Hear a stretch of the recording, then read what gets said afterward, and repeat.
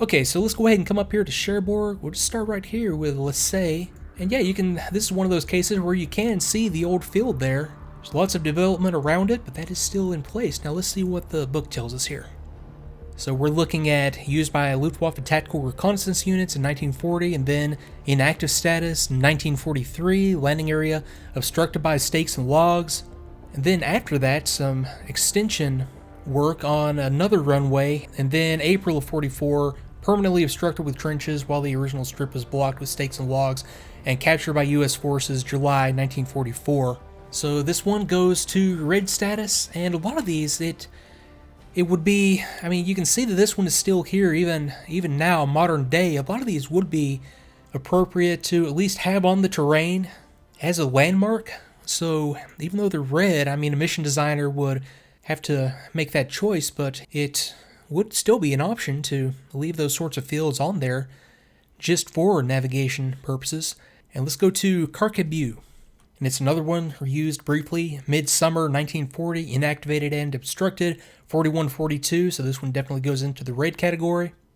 And next up is Causeville, and we can actually see a lot of these, you can almost tell that something was there. It just sort of makes, a lot of times, especially in this hedgerow area, you can see fields that don't have the hedgerows, and you can't tell there was an airfield here, but you can tell that a lot of stuff did happen to the hedgerows. It just looks out of place.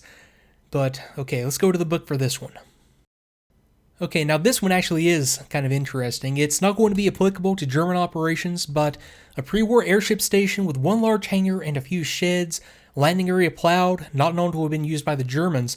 And we can see here in the current imagery, this is, July of 2014, the airship hangar right here, and we can see the outlines of what would have been period buildings out here, water tower, and just an old facility from World War I or interwar period, or whenever airships would have been used out of here. That's neat. That is kind of road trip territory right there if I ever get into this area. So yeah, just right up here between Argentan and Cherbourg. But that is another one I'm going to mark red and move on to Montebourg to the north slightly. Okay, so this is another no activity known airfield, no record found of use by Luftwaffe, but listed as operational in some records, and it gives the source right down here. I'm kind of curious to go back and look at all the source documents for this document. It draws on a number of different sources, but it was listed as operational in early June of 44, and that would have been very early June of 44, because right here is Utah Beach, where the 4th and several other infantry divisions. I've got to go back and read up on a lot of this stuff again, but yeah, this would have been taken very, very early after the landings. In fact, here's St. Mary Glees, one of the objectives, and yeah, I suspect by no later than the 7th of June, this would have been taken. But for now, this one goes red. I move up here closer to Cherbourg, and we have some airfields around Cherbourg itself now. Now, I know for a fact there was German air activity out of at least one of these. Now let me check this one out first. Now this at the time would have been a grass-surfaced airfield, but still fairly well built up. Now coming down and looking at some dates here, confirmed Focke-Wulf 190s and BF 109s present, or at least reported present, during raids in 43. And then, like I was saying, that Operation Point Blank, the big Allied air superiority push that just went in and devastated these airfields. Bombed by B-26s in January 44, hit again in May of 44, right before a couple of weeks before the landings. We don't have any details here about what units would have been present in 1944. I am, however, going to mark this one green and do some more research about what exactly would have been here. Okay, so that's one down. Okay, Cherbourg C. This is going to be a seaplane.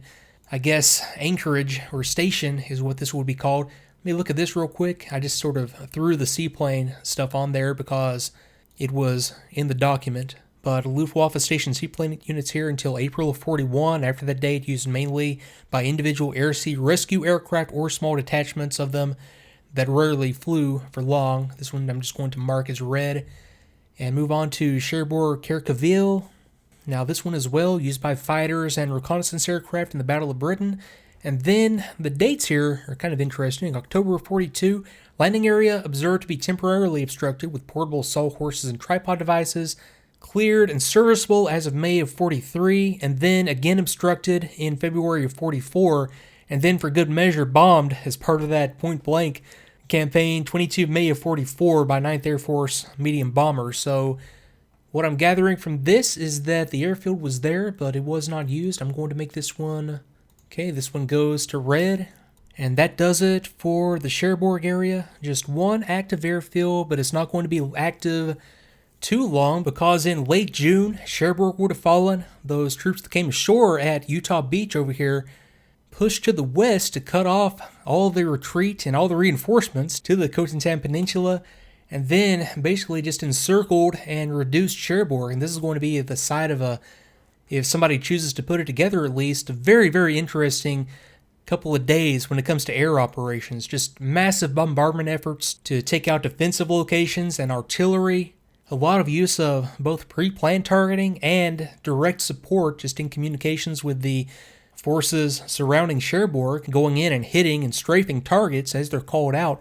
You can see as I come in here that it's more of this bocage type terrain, and you can see actually as you approach Cherbourg that a lot of it is up on these heights. So this was a very, very tough place to take out. And in fact, the things that occur to me as I'm going through this, some of the best writing that Ernie Pyle did in the war, and if you don't know who I'm talking about there, definitely Google Ernie Pyle and just read whatever you can get your hands on from the guy. A lot of it was following infantry companies up here as they advanced on Cherbourg. I mean, he did this from the initial landings all the way through the end of the war. He was actually killed on a Pacific island at the end of the war, but I always thought at least that the writing that he did right here just after the Normandy landings was some of the best that he did.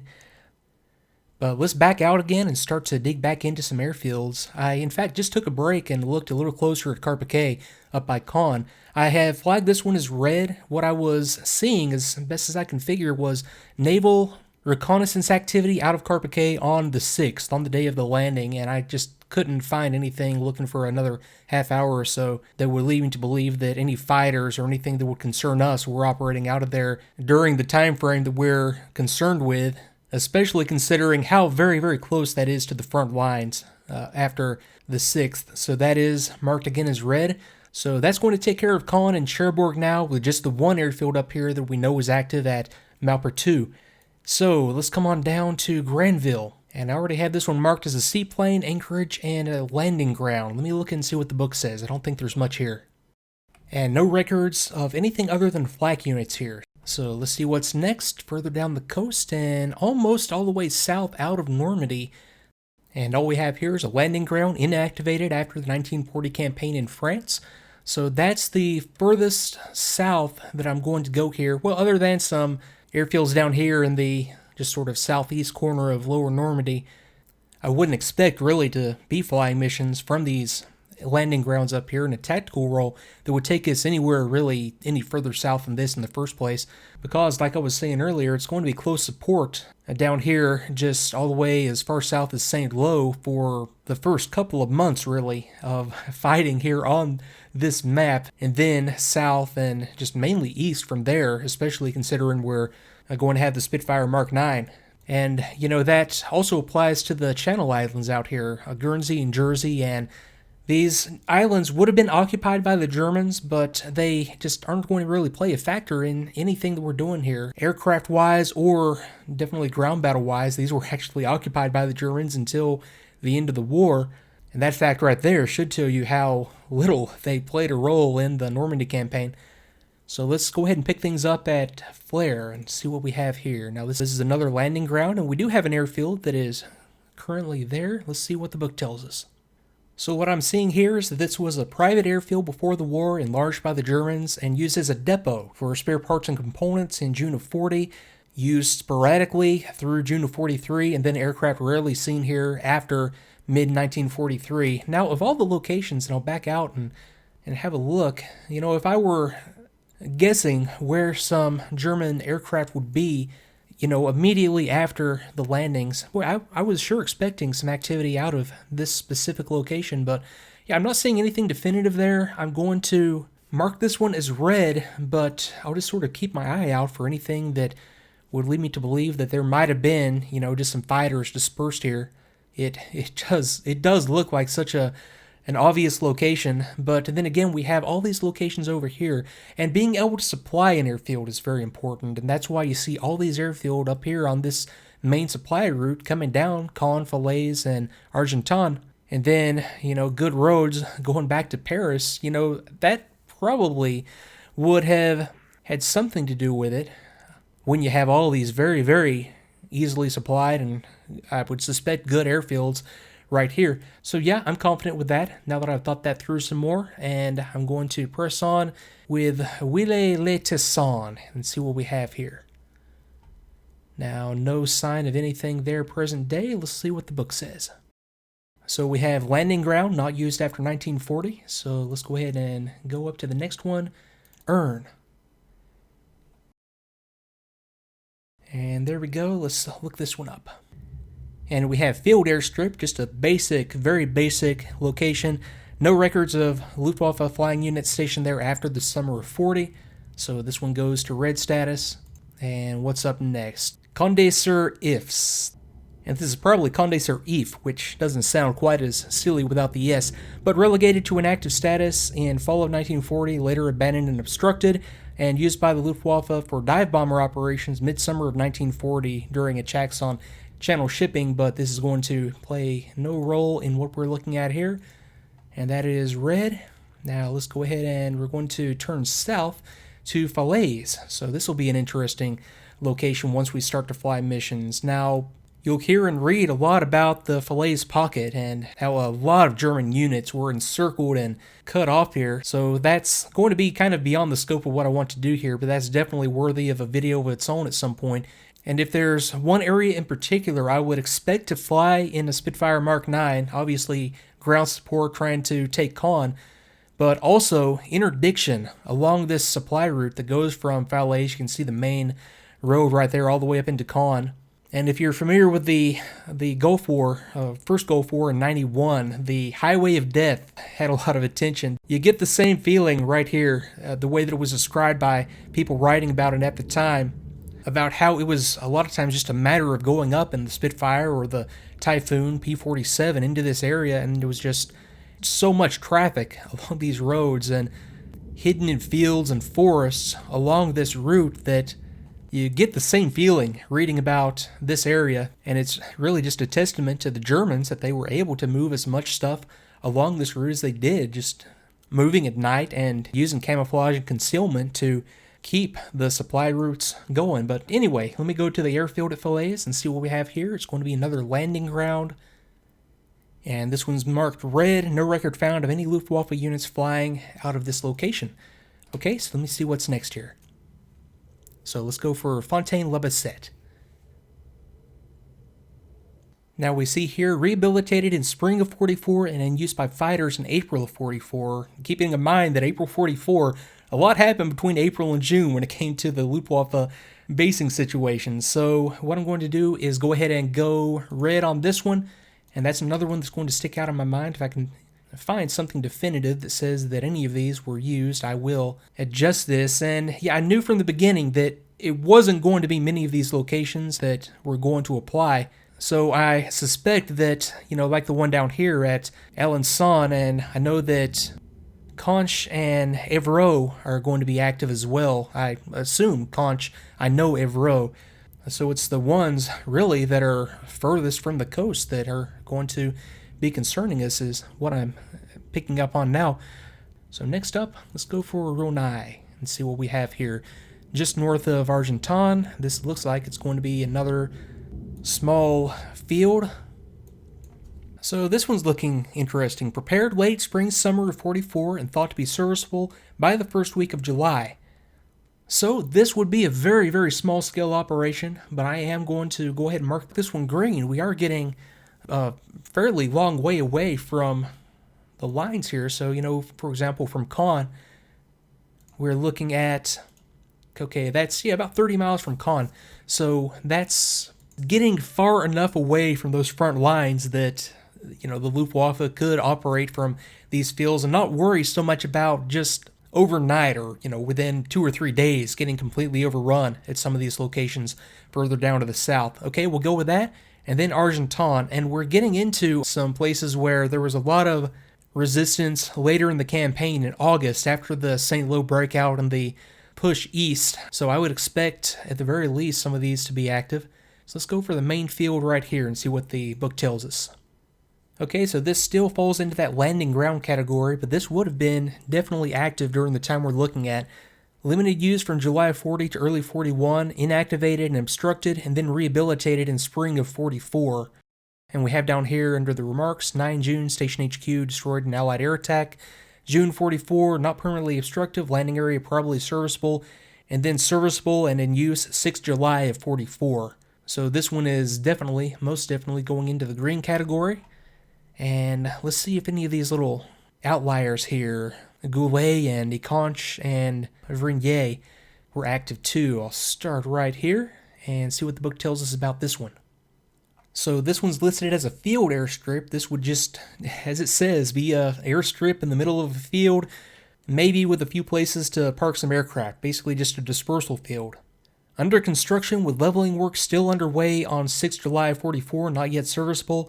And that would have given them, it would have been, let's see, let me dig a little bit more and see exactly what date Argentan finally fell, and that'll give me an idea of whether it would be reasonable to have this one active or not. I'll be right back. And this entire battle around Argentan, the closing of the Falaise pocket, as it refers to it up here on the title of the map, is going to be worthy of its own video, so to keep on the subject of airfields here, it's so tempting to dig into all this stuff right away, but there's plenty of time later on to do that. I'm going to call this one 19 August, and you can see specifically the area that we're looking at right there. 19th, 20th of August at the latest. So 19th of August is what I'm going to call that, and I'm actually in, it's Breakout and Pursuit. It's one of the official histories, U.S. Army official histories, which is, of course, linked in the video description. So for our purposes, at some point, you know, from July to August, I would be shocked if there weren't some aircraft dispersed here. I'm going to, for that reason, go ahead and mark this one green. And we're on a roll here of green airfields, and I'll move just slightly over here to the west. And this one is slightly more definitive, in early states of construction in July of 44, but abandoned before it could be completed. So I'm definitely going to mark this one as red. And I guess, you know, I was thinking about this as I was, you know, making a determination, green or red on Goulet, and there's no such thing as definitive information on any of this stuff. Trying to nail down a Luftwaffe air order of battle post-1943 is impossible, and you're bound to run across lists on the internet or information scattered around different sources, but keep in mind that all of that is just drawing off of, just like I am here, just drawing off of a whole bunch of different sources, many of which are going to contradict, many of which are just simply going to be incomplete. That's just the nature of researching late war Germany. So don't take anything that I'm doing here by any means as definitive. This is just knocked together. I mean, you see what I'm doing right here. This is not definitive at all, and I'm bound to change my mind on some of these as I go. But as best as I can figure, you know, it's a pretty good bet that what I'm doing here will get in the right ballpark. So let's go ahead and move on to the south and Vrigny and see what we see here. Prepared spring 1944 and became operational in June. May have served as a forward refueling field for fighters. Unexpected alliteration there during June and July of 44. So I'm going to mark this one green.